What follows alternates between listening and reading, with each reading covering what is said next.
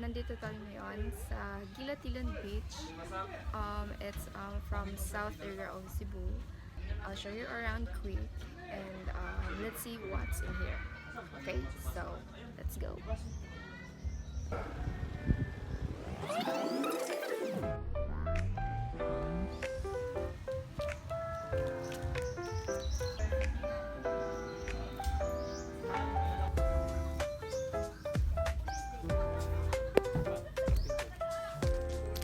Many stones, guys.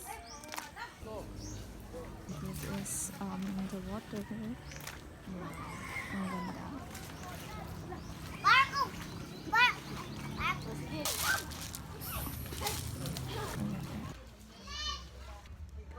Tingnan naman natin yung front nila para malaman natin kung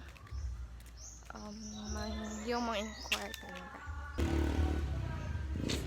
Maganda siya, marami siyang puno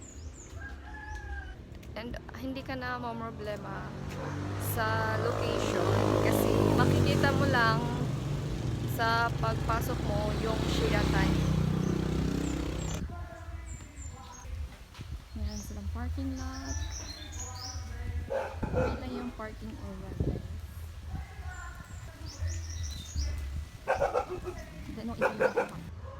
Yung entrance fee dito, guys, is 25 pesos per head.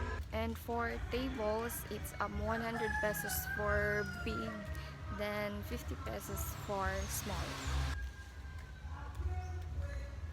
May nakita ko dito ano bang prutas to?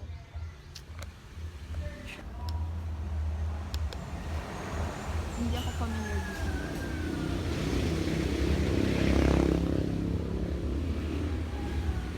Just a reminder, guys, no entry yung motorbike. Ang init. And this is their surroundings.